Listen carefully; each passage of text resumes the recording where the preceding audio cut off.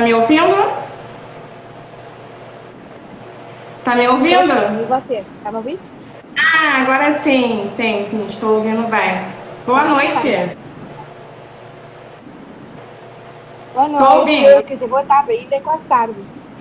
Ah, aqui já é noite, 8 horas. Boa. Tudo bem por aí?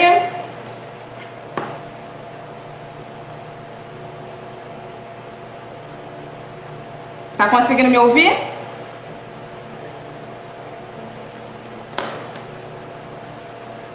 Tá conseguindo me ouvir? Ou não? Peraí. Tá me ouvindo? Ah, sim.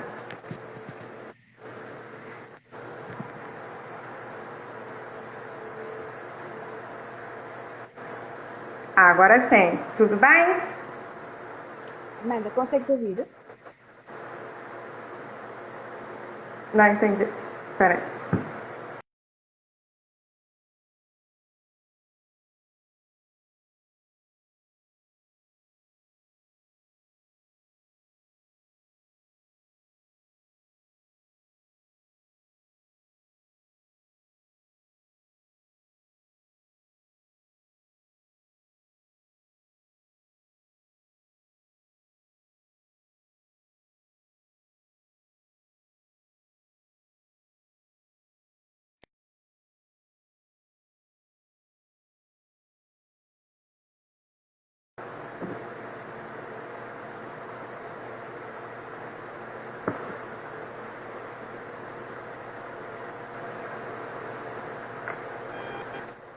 Um, dois, três, Tá me Amanda? ouvindo?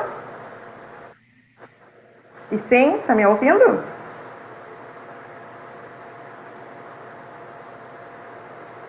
Amanda, ouve.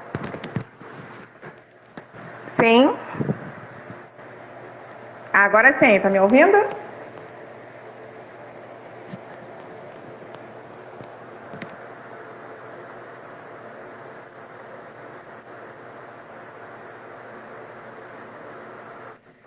Sim, sim.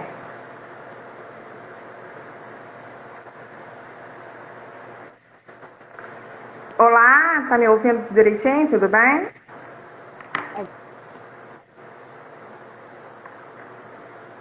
Como nós estamos? Como está Portugal?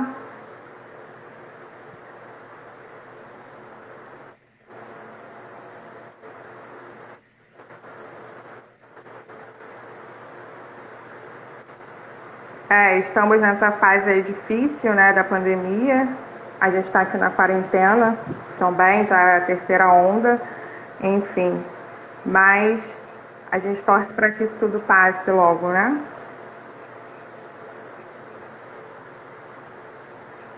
Sim, nós agora estamos numa fase mais leve, mas já passamos pelo terceiro pico da pandemia e o terceiro pico aqui foi muito agressivo. Aqui também, tá bem difícil. A gente já está na terceira onda até é, dessa pandemia aí. Muito obrigada, em primeiro lugar, em ter aceitado esse convite. Eu sei que eu poderia contar com você e que com certeza me ajudou desde o início, com todas as informações. É uma mega profissional. Eu não podia deixar de te convidar e de te chamar para nos ajudar nessas informações da cidadania portuguesa, que ao longo desse tempo a gente vem trabalhando bastante com isso. E muito, muito, muito obrigada mesmo por ter aceitado. Não tenho que agradecer, sabe que nós já estamos juntas nisto há muito tempo. E pronto, isto é só um gosto estar aqui com a Amanda, que tem andado a batalhar bastante e merece muita confiança e credibilidade do trabalho que vai fazendo aí no Brasil. E pronto, e portanto é um gosto e também ajudar nesta fase quem está desse lado e tem menos recursos e menos informações. Esperamos que seja uma boa conversa. Sim. Bom, a cidadania portuguesa ela é muito procurada pelos brasileiros, assim como a italiana, e por isso eu gosto até muito de trabalhar com ela, até mais com as outras. E a gente queria ouvir um pouquinho de você sobre a cidadania, a lei que passa, dá direito do filho, né, ter a cidadania portuguesa. Há uma coisa que eu gostava já de fazer um parênteses. Muitas vezes nós queremos tanto ter a nacionalidade e também não percebemos qual é a lógica que está por trás do direito a uma nacionalidade. E Portugal é um dos países que tem melhores leis de nacionalidade, que tem maior acolhimento até mesmo em termos de vistos e de imigração. Portanto, é um país com uma política muito abrangente e francamente positiva, mas ainda assim tem limites. E, portanto, nós, para considerarmos a possibilidade, o direito a uma nacionalidade, neste caso a portuguesa, há certos requisitos que têm mesmo que estar verificados, porque estão na gênese daquilo que é o interesse. Eu não tenho interesse em passar para um filho uma nacionalidade que eu não tenho. Portanto, há aqui uma certa lógica de descendência, de transmissão, e portanto por isso é que se fala tanto agora na ligação efetiva à comunidade e outros conceitos por aí adiante. E eu aproveitava também, já que estamos a falar nesse tema, as pessoas reclamam muito que na aquisição, por exemplo, têm que fazer prova dos laços e não percebem porque até tem alguém. E a lógica na aquisição, diferente da atribuição, a atribuição é quase como se fosse um direito que a pessoa tem quando nasce. A aquisição, uma pessoa tem que lutar por ela. No fundo, é como, eu vou usar aqui um termo, uma gíria, é como se nós tivéssemos que provar que a merecemos ter. Neste caso é portuguesa, como poderia ser uma qualquer. E Portugal é um país com muitas raízes por todos os cantos do mundo. O Brasil é um deles, mas Portugal é uma comunidade e sempre foi uma comunidade que exporta os seus cidadãos para muitos outros países, por diversas razões, ora para estudar, ora para procurar condições de vida melhores, enfim, talvez por isso é que tenhamos uma política tão boa de acolhimento. Sim, sim. E abriu as portas, literalmente, para os brasileiros, né? Deu algumas autonomia, como trabalhar, abrir empresa. Então, a busca dos brasileiros por Portugal, não só de agora, mas de alguns anos que ainda vem crescendo, também é diante disso, da economia, de um país seguro, de um país que a gente pode ter segurança de criar nossos filhos, a educação. Então, a procura, a busca, a imigração agora, né, é toda baseada nisso, né, nessa questão da segurança, da tranquilidade. E, assim, a gente também não pode deixar de falar que, como você mencionou, a questão da aquisição, da ligação efetiva, que muitas pessoas não sabem, mas que Portugal também dá a oportunidade de você obter a cidadania independente dos seus ascendentes, né? Quando você consegue viver em Portugal por mais de 5 anos com um visto legal, você pode sim adquirir a cidadania portuguesa, tem essa possibilidade de solicitar, então, independente da ascendência, também tem essa possibilidade. Esse lá está, é o tal correr atrás da cidadania. Portanto, neste caso, estamos a falar de alguém que se enraizou na cultura portuguesa e ganha, é como se tivesse o bónus de ter o acesso à sua nacionalidade. E aqui também podemos esquecer o caso dos vistos Gold. Portanto, o caso dos vistos para investimento também conferem o direito à nacionalidade. Isso. E então vamos lá. A atribuição de nacionalidade, ela é quando o filho é direto do português e ele pode sim obter a cidadania desde que se comprove isso, certo? Certo. Nós podemos falar em 2 tipos de aquisição. E lá está, a aquisição é aquilo que nós no direito chamamos originária. Ela já nasce connosco. Mesmo que o nosso ascendente ainda não tenha a nacionalidade portuguesa, mas se tiver direito a ela, esse direito já nos está intrínseco. Nós depois podemos exercê-lo ou não. Quando requeremos a atribuição, estamos a exercer esse direito. A atribuição em Portugal agora tem 2 figuras que podem funcionar diretamente de pai para filho, ou, no caso do filho, neste caso, o elemento do meio não conseguir ou não puder já ter a nacionalidade, por exemplo, por ter já falecido, o neto pode ir buscar a nacionalidade ao avô. Claro que há diferenças, mas ainda assim o processo ficou mais facilitado na última mudança da lei. Isso, sim, sim. E a necessidade de quando o declarante é o português, mas que não transcreveu o casamento. Muitas pessoas ainda questionam isso. Eu costumo aconselhar sempre a atualizar o Estado Civil em Portugal. Por todos os motivos. Pela questão da nacionalidade, que é um motivo fundamental. Por várias questões que podem surgir ao longo da vida, partilha.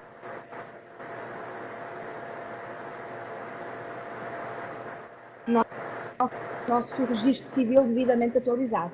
E por isso aquilo que eu aconselho sempre é que as pessoas vão fazendo, na medida do possível, as suas atualizações, se casam, registra, transcreve casamento, se divorcia, se divorcia a verba e registra divórcio. Portanto, enfim, tudo isto vai facilitar a vida a quem vem a seguir. Nomeadamente, nós hoje verificamos uma procura muito grande da nacionalidade portuguesa e há muitos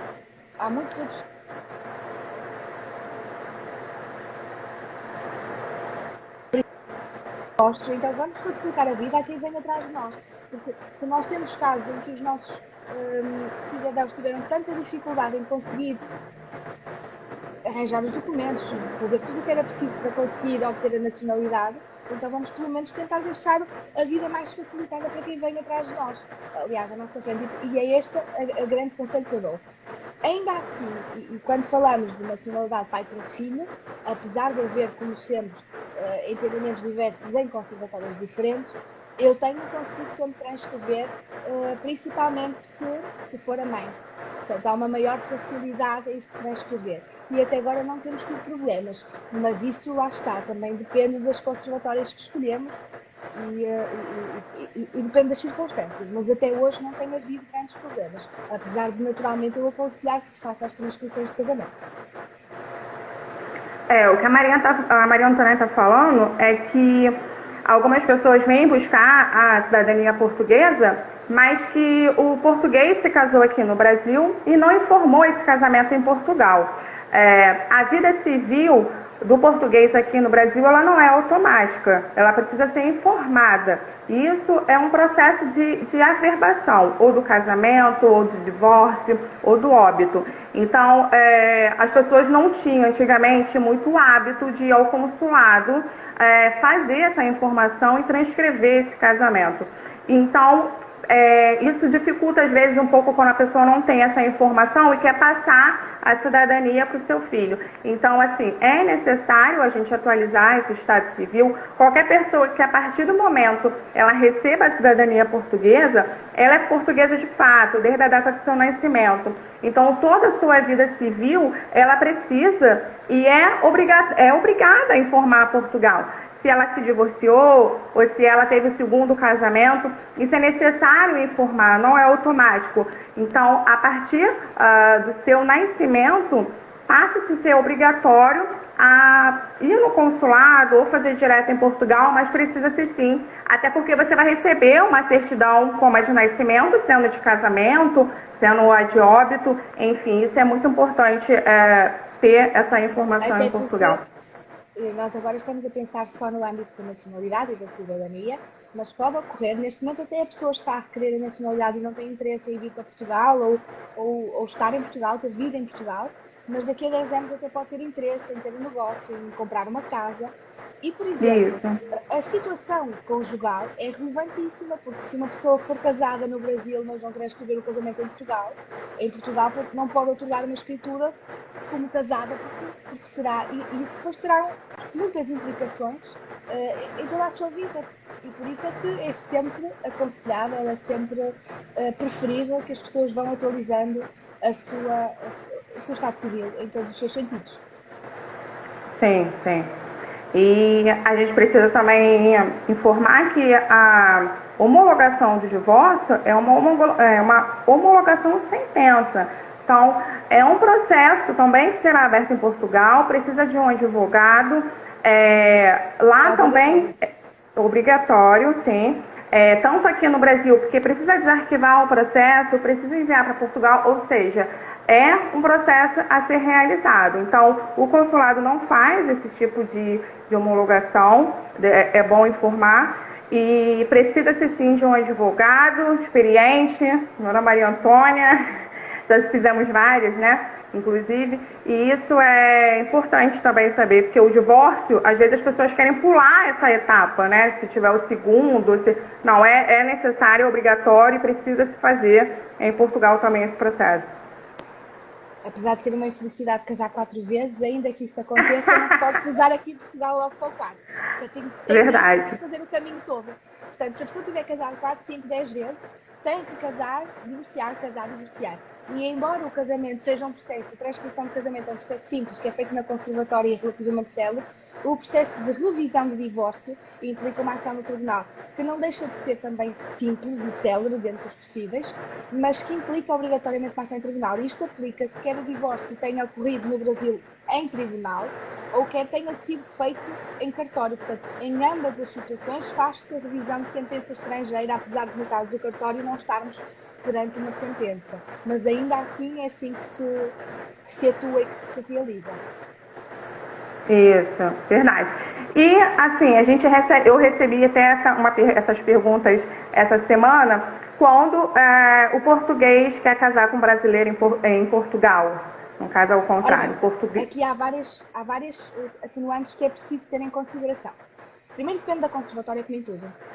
Em segundo lugar, se nós conseguirmos comprovar que esse casal que se quer casar em Portugal já tem uma relação há um tempo considerável, por exemplo, já tem filhos, no Brasil tem apartamento com renda em comum, tem faturas da luz em nome de um, do gás em nome do outro, tem, por exemplo, comprou um apartamento, temos uma declaração,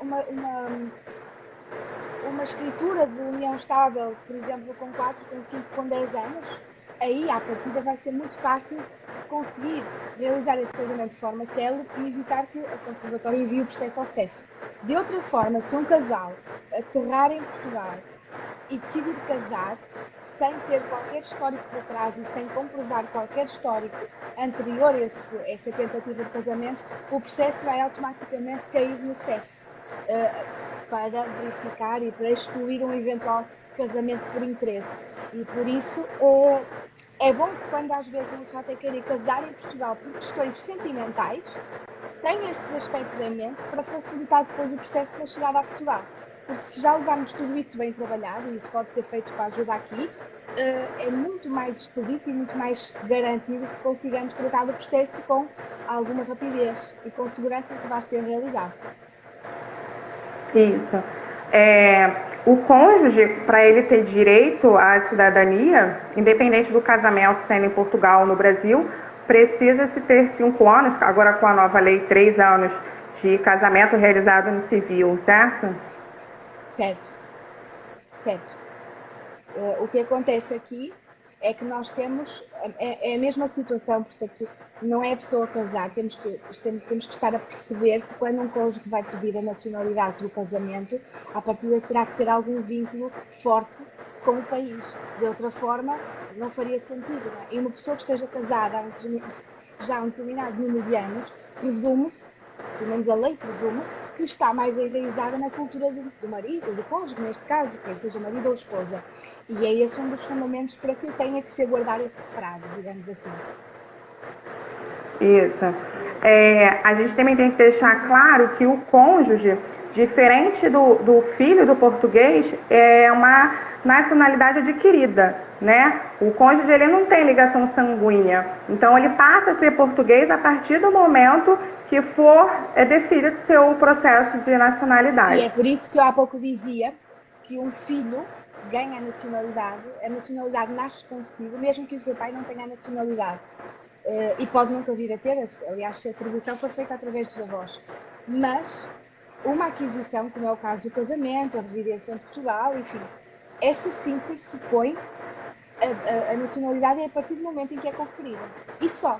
Portanto, se a pessoa adquire aquela nacionalidade aos 25 anos, é só a partir dos 25 anos que é considerada portuguesa. Enquanto pela atribuição, ainda que consiga adquirir a nacionalidade com 99 anos, considera-se português desde o momento em que nasceu. Isso. A aquisição, ela é a partir do momento que ela recebe aquela cidadania. E a atribuição é do momento que você nasceu. Exato. É situação, uma pessoa está a adquirir é porque a coisa não era sua de início. E, portanto, enquanto na atribuição está a exercer um direito que já existia seu. Ainda que é um direito que pode exercer ou não. Pode morrer sem obter a nacionalidade. Mas é um direito que tem. Isso. O que acontecia com os netos na lei anterior, né? E que agora, graças a Deus, mudou a lei ano passado. Agora os netos recebem de forma de atribuição, podendo passar assim para os seus descendentes. E que a gente está esperando a regulamentação, né? Mas que, graças a Deus, foi aprovada a questão dos vínculos. E como está isso aí, a questão dos netos? Dos netos, os netos é e essa é uma das questões que eu acho que vai colocar, que é se a pessoa tiver avós e pais, qual é que deve escolher? E neste caso devemos sempre escolher a nacionalidade pai por filho por vários motivos. Primeiro, que é mais simples de tramitar, e segundo, que é bem mais célere. Os processos de atribuição por filhos correm em todas as conservatórias do país que tramitem nacionalidade. Os processos de atribuição por neto são processos que estão centralizados na Conservatória dos Registros Centrais. Ora, todos os processos que estão centralizados nos centrais, digamos assim, são processos que têm tendência a ser mais demorados, porque enquanto uma conservatória de cidade pequena tramita se calhar 2 processos de nacionalidade por mês, os centrais tramitam centenas ou milhares de processos. E isso faz com que, obviamente, o tempo que demoram os processos a ser tramitados e concluídos seja superior, até porque os centrais depois trabalham as nacionalidades de cidadãos com todas as origens, enquanto há certas conservatórias em todo o país que tramitam nacionalidades segmentadas, por exemplo, cidadãos do Brasil, cidadãos europeus, enfim. E, portanto, isso também limita o âmbito de atuação dessas conservatórias e o seu número de processos.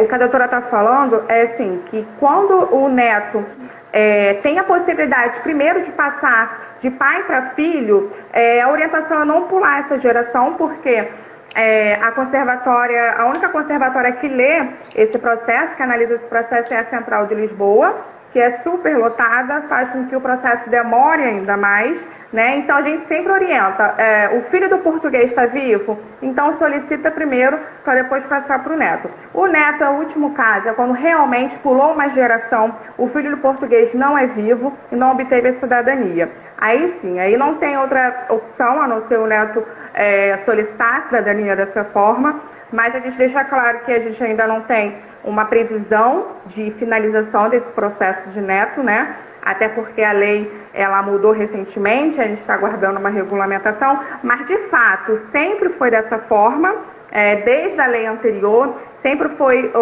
a Conservatória Central de Lisboa que analisava esse processo, então sempre foi demorado, né? Às vezes o processo até anda rápido, mas a emissão da certidão demora, então sem ela não tem como, né, continuar o processo.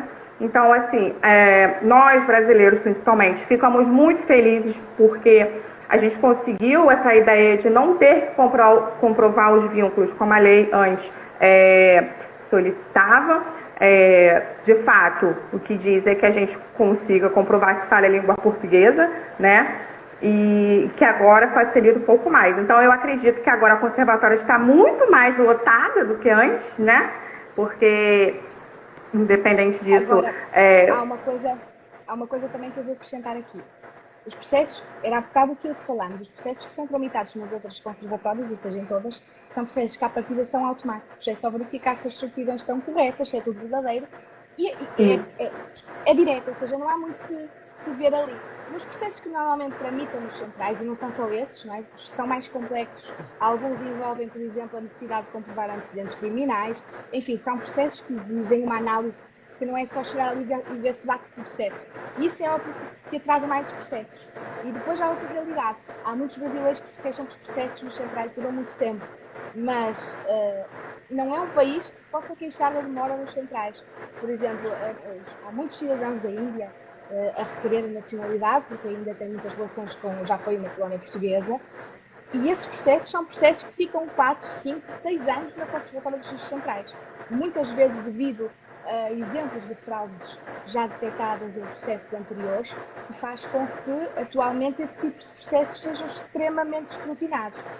Ora, tudo isso faz com que o expediente atrase para esses processos e para todos os outros. Portanto, sempre que nós pudermos facilitar a nossa vida indo por um caminho mais fácil, perfeito. Isso. É a questão da demora mesmo das conservatórias, e aí ela está explicando a forma com que a gente tenta facilitar o máximo possível para que esses processos consigam ser de uma forma mais rápida, né?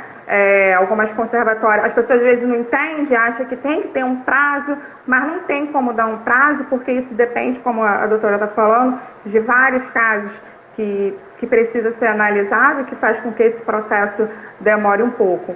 Então, tem que ter paciência mesmo, né? Tem, não há outra hipótese, até porque não há forma de acelerar e digamos assim, no caso da atribuição é uma forma, é quase garantido que o processo sai. Pode demorar um ano, pode demorar um mês, pode demorar, enfim. Mas isto para dizer que é uma situação que vai acontecer. E isto muitas vezes nós ouvimos das conservatórias, isso é um desabafo. Às vezes ouvimos das conservatórias, quando pedimos a nacionalidade de alguém que tem 40, 50, enfim, esta pessoa há 50 anos que nasce, já teve tanto tempo para pedir a nacionalidade, e portanto é desta forma que muitas vezes os serviços portugueses encaram, não é? Quer dizer, tanto em 50 anos não houve essa pressa e agora o processo tem que ser para ontem. Claro que as pessoas têm direito a ter a sua pressa, a ter o seu interesse em ter o processo resolvido de forma célere, isso é óbvio, mas quando nós temos, se calhar, 10 mil, uma vez 30 mil, é óbvio que a celeridade não vai ser a mesma. Exatamente.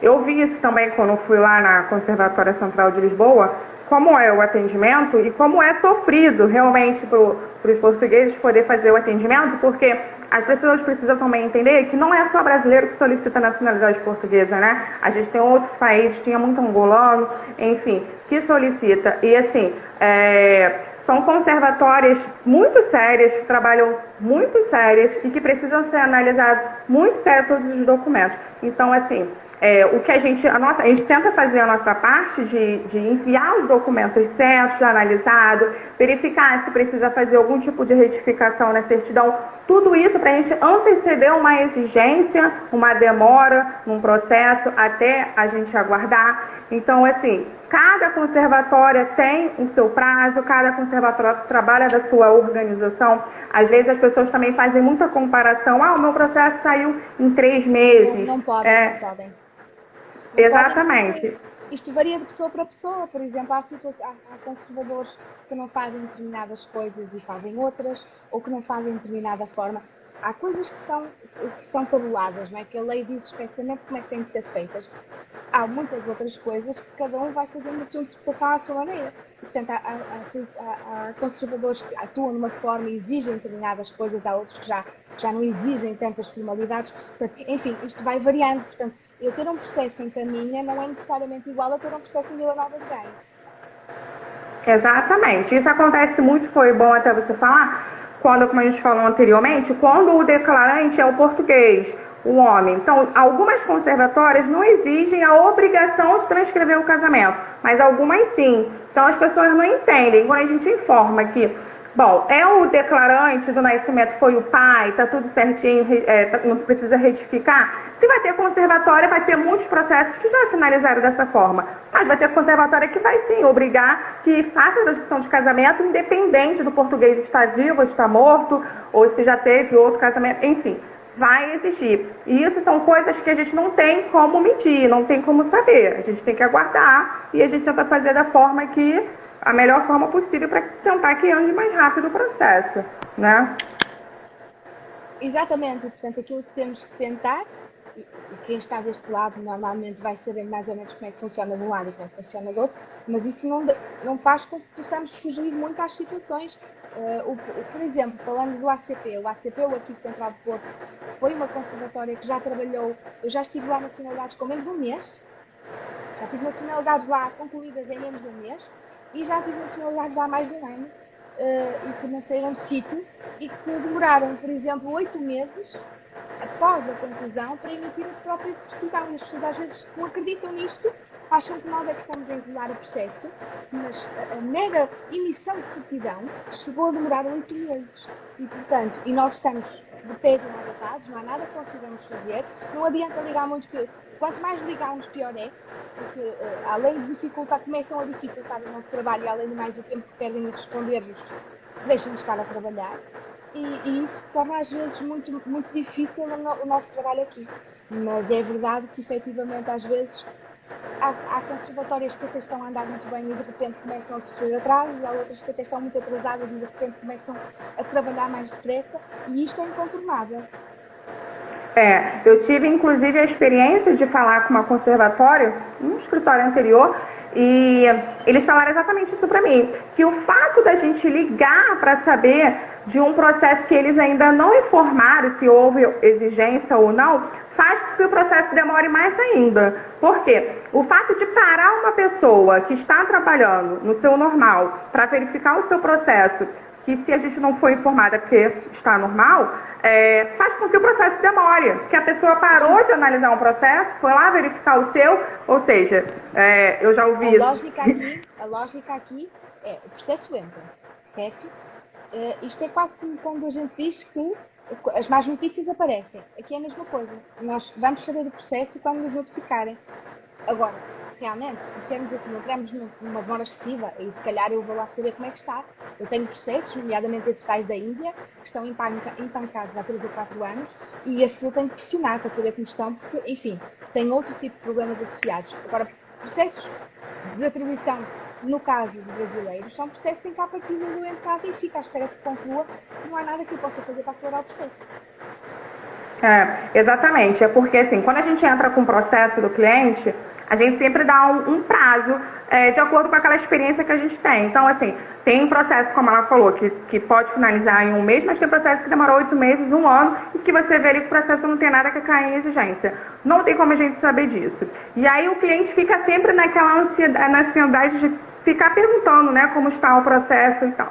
E aí sempre explico, se não há nenhuma informação, não tem como a gente prever. Então, a conservadora não informou, quer dizer que o processo está andando normalmente. Entrou em exigência, ela vai fazer a comunicação. E aí sim a gente vai verificar, analisar qual é a exigência e cumprir essa exigência. Mas não tem como ficar todo dia informando, olha, seu processo está em andamento. Eles não vão informar se não tiver nenhuma notificação. Então, assim, os prazos... E isso não é só na nacionalidade, isto é em todos os aspectos da nossa vida portuguesa. Eu posso dar um exemplo, aqui em Portugal os advogados podem constituir sociedades online.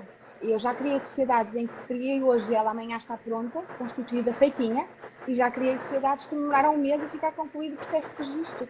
Portanto, eu fiz a mesma coisa em cada uma das duas e tive resultados, os mesmos resultados, mas em tempos muito diferentes. Portanto, isto não é uma coisa que só diga respeito à nacionalidade, se diz respeito a todos os aspectos, não é? Há processos que correm de uma forma num determinado tempo, há processos que correm de outra forma num determinado tempo. Isso não significa que as coisas não estejam a ser feitas.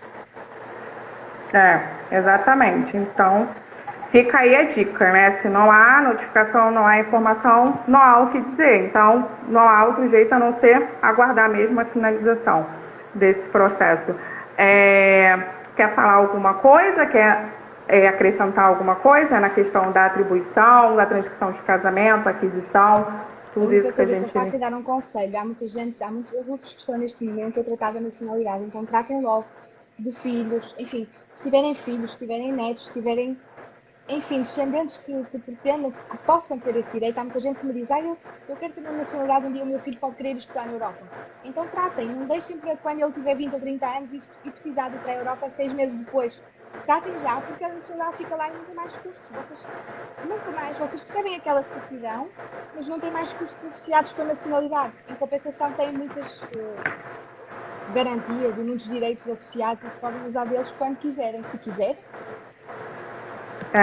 Eu ouço muito isso, a dica, e às vezes vontade até de falar dessa forma. Porque, assim, dessa forma que eu digo, assim, explicar o porquê.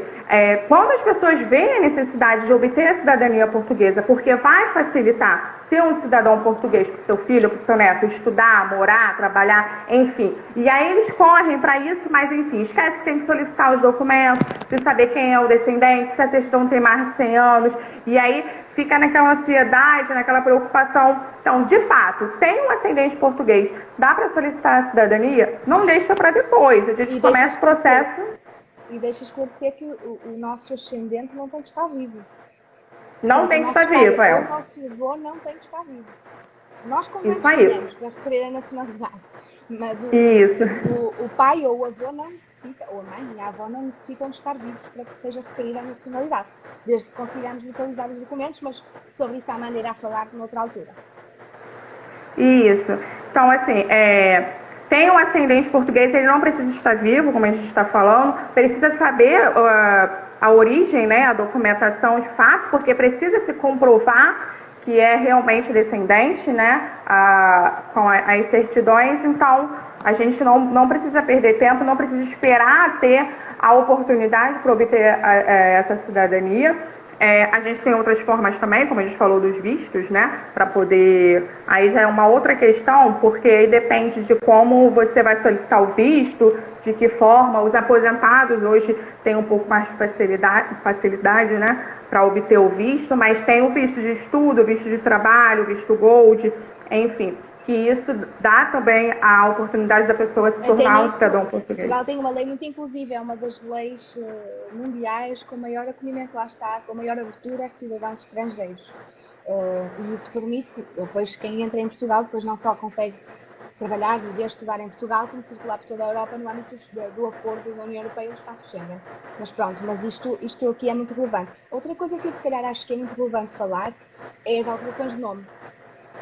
E digo isto porque há muitos casos em que o pai, por exemplo, é Sousa com Z no Brasil e Sousa com S em Portugal e depois as coisas não batem, mas isso não é necessariamente um impedimento, isso não quer dizer que a pessoa não vai conseguir a sua nacionalidade. Tudo ou quase tudo nesta vida tem remédio e para todas essas situações normalmente há um remédio. Tem que se conseguir fazer a correspondência de alguma forma, mas é possível sim ultrapassar estes obstáculos. Portanto, até essas questões são facilmente com trabalho, com dedicação, são atendíveis e são resolvidas. Sim, a questão que ela está falando, a gente vê muito, né, é muito comum, inclusive, a questão dos nomes, assim, da mudança. Como, por exemplo, Manuel com U, Manuel com O, o Z, o S, ou até mesmo acrescentar ou retirar um nome. A gente tem muitos exemplos disso, é muito comum acontecer, mas isso, de fato, não impede de você solicitar a cidadania.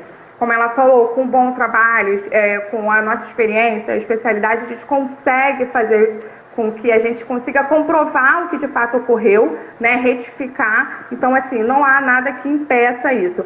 O que acontece muito também é quando a mulher casa e muda de nome, acrescenta do marido, e às vezes o filho não recebe lá na sua certidão de nascimento, né, e a gente tem que retificar esses casos no cartório. Então, a gente precisa comprovar com o casamento que de fato ocorreu para que a gente possa retificar e aí sim corrigir. Por quê? Isso é muito analisado em Portugal. Eu já vi muitas certidões que eles passam um lápis lá assim, na análise, né? Para poder ter.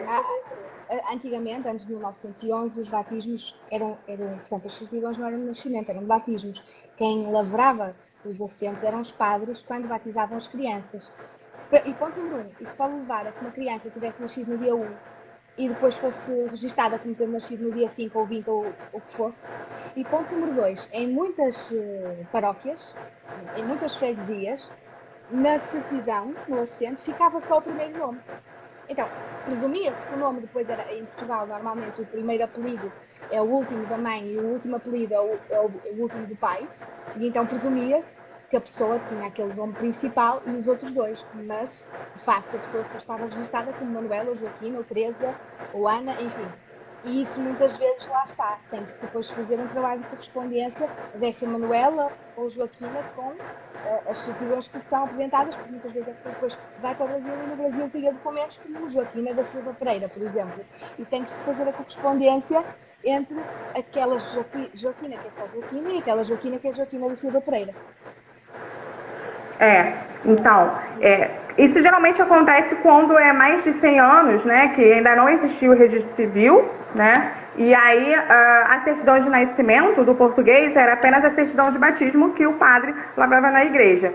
E o que ela está informando é o seguinte, que muitas vezes, dependendo da época, dependendo da igreja, só colocava o primeiro nome. Então, por exemplo, era só Amanda, filha de fulana, filha de ciclano, não tinha sobrenome. E chegava aqui no Brasil, presumia-se que tinha o sobrenome do pai e da mãe. E muitas vezes Portugal pede para comprovar, porque na certidão de nascimento é o primeiro documento da pessoa. Então, não tem como você retificar o seu primeiro documento de batismo, seu nascimento. Então, assim, a gente precisa provar isso de fato, né? Como que isso aconteceu? Dependendo até do ano do casamento, também não se comprovava nada. Você só chegava lá, argumentava, estou casando, meu nome é tal, e não tinha como comprovar. Isso, muitas vezes dificulta também, e a gente precisa juntar essas provas para poder dar andamento.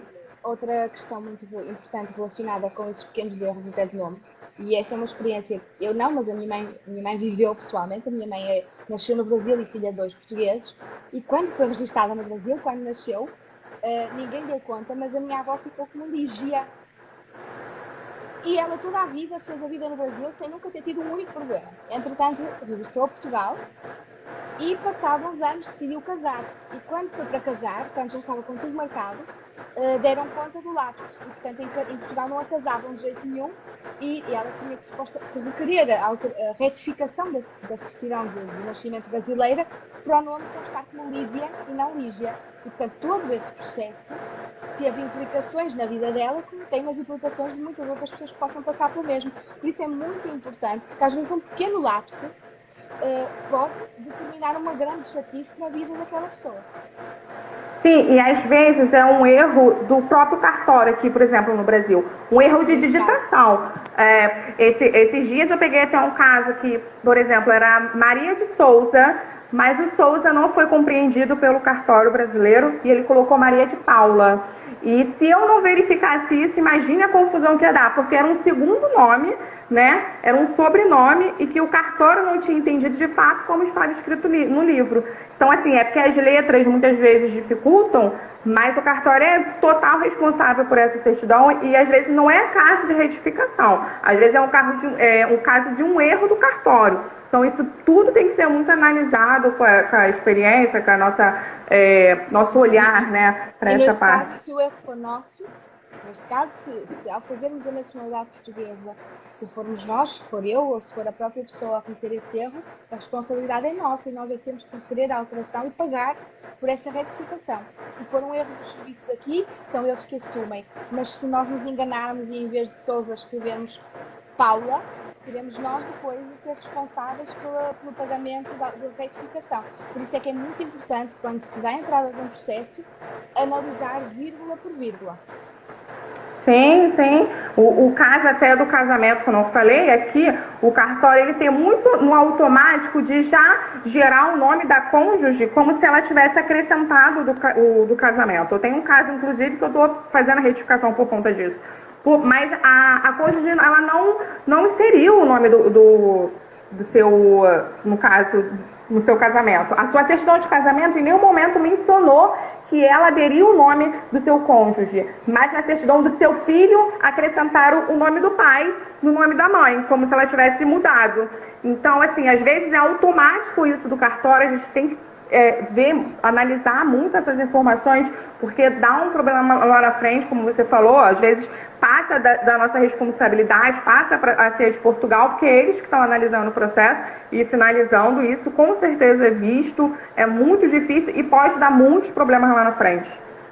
Da mesma forma, e agora ainda bem que falamos disso, esse é um dos assuntos em que é muito importante mantermos o nosso Estado Civil atualizado, porque no Brasil há muita tradição de sabotar o nome do cônjuge e depois perder com o divórcio. E, portanto, não faz muito sentido e pode gerar diversos obstáculos. No Brasil a pessoa chama-se de uma forma e em Portugal ter mais ou menos um nome. E, portanto, isso pode gerar alguma confusão em vários aspectos. E por isso é sempre, até por isso, sobretudo por isso é extremamente relevante termos sempre as nossas informações atualizadas. Sim, sim. Até o registro civil, às vezes a pessoa acha que só tem que atualizar porque vai tirar lá os documentos, né, o passaporte, cartão do cidadão, mas não. Aí está uma informação importante, porque lá na frente, independente de você ter a documentação toda atualizada, isso pode dar problema para os seus futuros, né, descendentes, e que vai levar isso com maior dificuldade. A gente não sabe como vai ser daqui para frente, então verificar e não perder tempo para analisar esses documentos e, se tiver que retificar, fazer a retificação o mais rápido possível. Vamos falar da vivência de Portugal, mudando um pouquinho da cidadania. Tem muita gente curiosa para saber como faz para morar em Portugal, como é o custo de vida, alugar um imóvel, estudar. Vamos pensar, o nosso salário mínimo são 665 euros, mais ou menos, mais coisa menos de coisa. Nós conseguimos comprar um pacote de leite com 50 cêntimos, por exemplo. Numa cidade pequena, nós conseguimos pagar uma renda com 200 ou 300 euros, de uma casa já razoável, um apartamento em boas condições. Portanto, um casal com 1 ou 2 filhos que ganhem ambos o salário mínimo, não tendo uma vida abundante, obviamente, conseguem viver relativamente tranquilamente. Portanto, conseguem ter um nível de vida condigno. Não podem ter luxos, mas conseguem ter um nível de vida condigno. Claro que se me falarem que com um salário mínimo viver no centro de Lisboa, no centro de Porto, é óbvio que isso é impossível, porque as rendas, agora se calhar vai acontecer um processo inverso, mas nos últimos anos as rendas dispararam para máximos e, portanto, tornaram-se caríssimas. Mas o custo da vida em geral, dos bens essenciais, o acesso à saúde, a nossa saúde no serviço público é muito boa, a nossa educação, as nossas escolas públicas no geral recomendam-se e são bastante boas. Os nossos melhores alunos a nível nacional saem normalmente das escolas públicas, portanto não há aquele estigma de andar numa pública em vez de andar numa privada. Portanto, todos aqueles que são serviços essenciais, nós conseguimos, de uma forma geral, aceder a todos eles. Claro que há exceções, não é?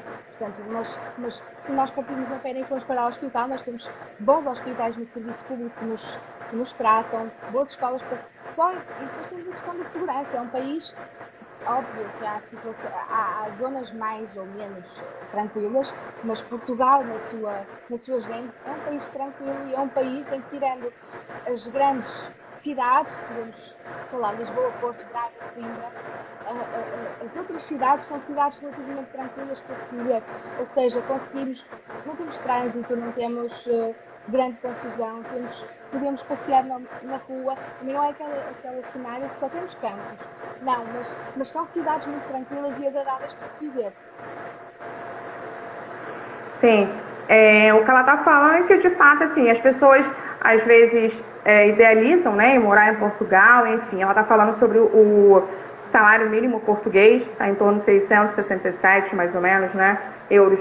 Então, assim, é como se a gente estivesse vivendo aqui no Brasil também, aqui no Rio, por exemplo. Um salário mínimo para você viver numa zona sul, em Copacabana, e viver de luxo, nem sempre é o suficiente, dependendo, né, do seu olhar. Então, ela está explicando exatamente isso, que um salário mínimo para você viver de luxo em Lisboa, dependente do seu salário, se você estiver sozinho ou casado, Então, assim, dependendo do seu olhar, não é muito visível. Então, assim, se você for para Portugal, morar em Portugal, se tiver que alugar um imóvel e viver bem, assim, existem vários lugares que te oferecem essa possibilidade não absurdas, né? E que vai te dar qualidade de vida, como o serviço público, a educação,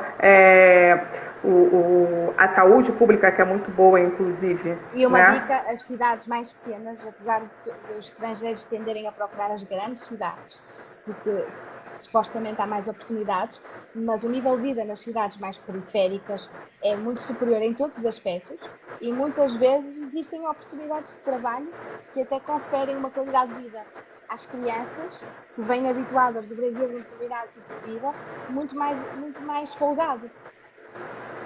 Sim. Os relatos que me chegam aqui é da alegria dos pais poderem sair de mão dada com os filhos, ir ao parque e deixá-los brincar num parque. Exatamente. Eu já fiz muita revalidação de profissionais aqui do Brasil queriam se mudar, e de fato foram, médicos inclusive, que falavam muito isso para mim.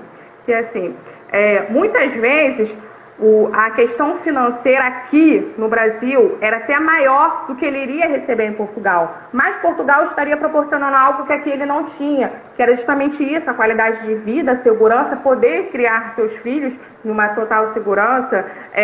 E aí, esses dias eu estava lendo até num blog que as pessoas aqui no Brasil acham que em Portugal todo mundo vive de férias, né, na Europa. Não é. O nome disso é qualidade de vida, que é totalmente diferente, né?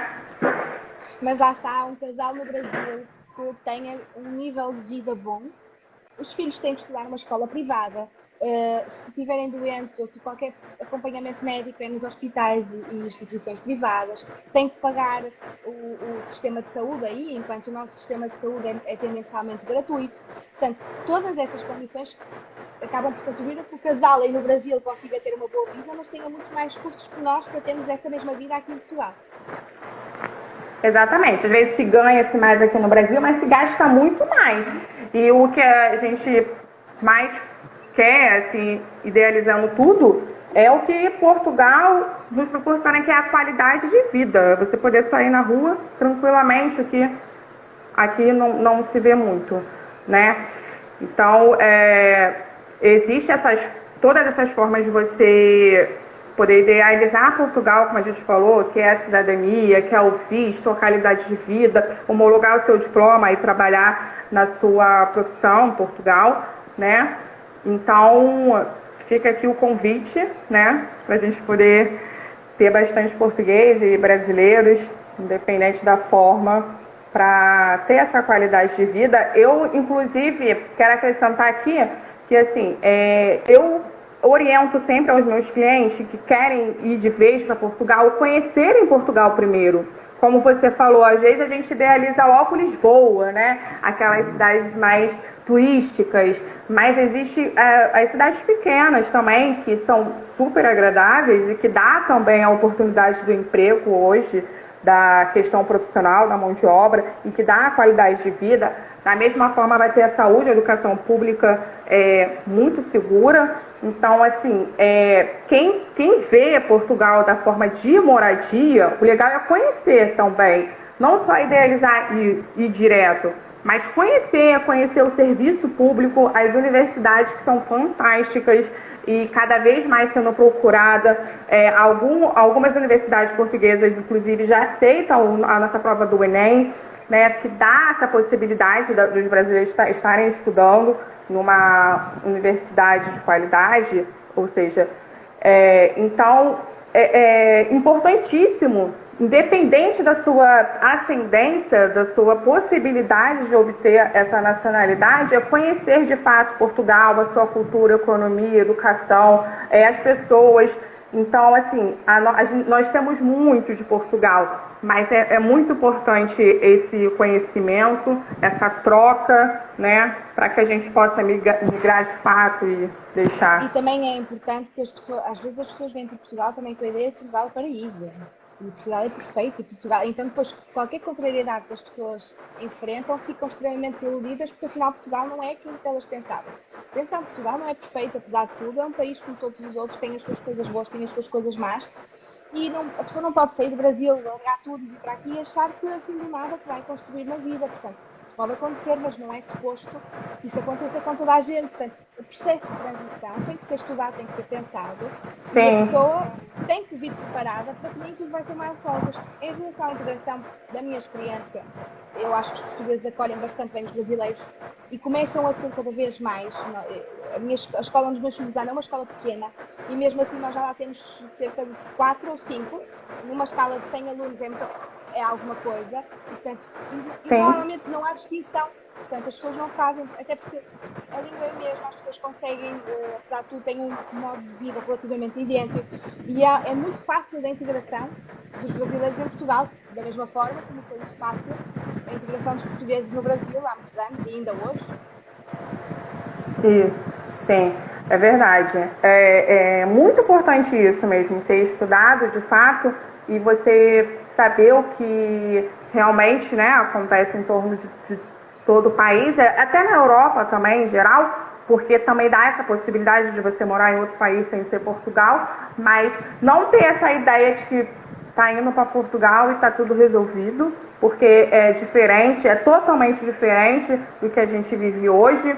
Sem dúvida, eu acho que dá para se adaptar, para quem quer realmente ter essa qualidade, dá para se adaptar, mas precisa ser estudado. Então, eu também já vi muitos casos que retornam, né, de Portugal, porque não era exatamente aquilo que estava esperando. Então, por isso a importância de você conhecer, de você saber de fato para onde você quer ir, estudar e se planejar para poder fazer essa migração aí.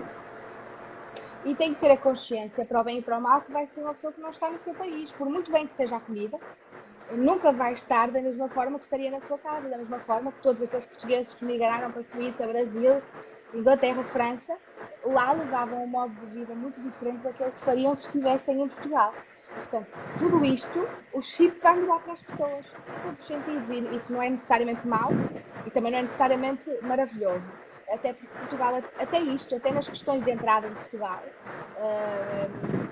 tem uma entrada relativamente facilitada e a pessoa consegue entrar em Portugal e estabelecer-se em Portugal de forma relativamente simples. A lei tem vindo a ser facilitada, nomeadamente se a pessoa entrar como turista, tem a possibilidade depois aqui de regularizar a sua situação sem ser penalizada, e isso também contribui para que muitas vezes as pessoas consigam resolver a sua vida com mais celeridade. Enquanto o visto é aquilo que nós chamamos a licença, que é emitida no país de origem antes da pessoa vir para o país de destino, portanto seria emitido no Brasil antes da pessoa vir para Portugal, enquanto que se a pessoa tratar cá já não tem o visto, a pessoa aqui requer logo o título de residência. E por isso é mais, eu não posso dizer isto, eu não devia estar a dizer isso em direto, mas é mais fácil a pessoa tratar cá do seu processo do que tratar do processo ainda na fonte. Apesar de que para isso as coisas também têm que ser bem feitas, e nós ouvimos muitas histórias de brasileiros que retornam, que são barrados no aeroporto, porque numa viagem de supostamente uma semana vêm com as malas todas, com tudo que têm em casa. E, portanto, estas coisas têm que ser trabalhadas ainda aí no Brasil para que depois tudo corra bem quando chegam cá. O que ela está falando é o seguinte, é que muita gente tenta se aventurar, né? Portugal, de uma certa forma, possibilita que os brasileiros possam entrar como turista e permanecer por até 90 dias. Mas isso não lhe dá o direito de você ir para ficar de vez e morar, tá? Se você tem essa intenção de entrar em Portugal para moradia, independente do tempo, que seria a autorização de residência, né? Primeiro é solicitado o visto no seu país de origem, ou seja, você tem que fazer todo o trâmite legal aqui ainda no Brasil, para quando entrar em Portugal se provar qual é a sua intenção. Porque se você vai como turista, você tem que turistar. É assim que entende-se, né? E se você vai estudar, você vai comprovar que você de fato está indo para estudar, ou para trabalhar, ou para morar. Então, assim, essa facilidade não é para ser aproveitada dessa forma. Então, às vezes dificulta isso também. Então, o brasileiro também precisa entender que para morar em Portugal, você precisa de uma autorização de residência. E isso é fiscalizado, com certeza, às vezes acontece de você conseguir entrar, mas na hora da saída, foi o que a doutora falou, isso é verificado. O grande problema é que, lá está, o brasileiro pode vir para Portugal, já com intenção e até com emprego, mas usa o visto turístico. Uhum. Não pode, de maneira nenhuma, dar a entender que vai ficar, não pode trazer a bagagem toda que tem que se comportar como se viesse cá uma semana, ainda que já saiba que até já tem aqui destino montado. Portanto, a lei permite-nos essa escapadela, mas nós temos que saber usar de forma inteligente, de forma a não comprometer a nossa escapadela, digamos assim, legal que temos aqui, a nossa janela. Sim, isso é muito importante. É porque, assim, às vezes a intenção já tem tudo pronto, né? Mas está entrando como turista e lá vai se fazer a legalização, que é solicitar a autorização de residência, enfim. Mas de fato tem que comprovar tudo isso de forma que vai ser fiscalizado e vai ser de forma legal também, né? Exatamente. Tá. Quer acrescentar alguma coisa? Não sei, tem mais perguntas? Não, acho que eu já falei sobre tudo. A questão da nacionalidade, a gente acabou abrindo um pouco para a vivência, adorei essa parte que é São muitas questões, né? Não tem como a gente também falar tudo, mas eu acho que os pontos mais importantes aqui a gente conseguiu falar. E há outra coisa muito importante, que a Amanda há pouco falou, e eu tenho a certeza que ainda vai falar mais, mas é importante que frisemos. Portugal tem uma política de acolhimento em relação aos brasileiros, a nível profissional, muito facilitadora. Por exemplo, um advogado em Portugal tem que fazer um curso de Direito e depois tem que fazer ordens de advogados, certo? Mas se for advogado no Brasil, não tem que fazer outra vez o curso de Direito, nem reconhecer o curso de Direito. Basta inscrever-se diretamente na ordem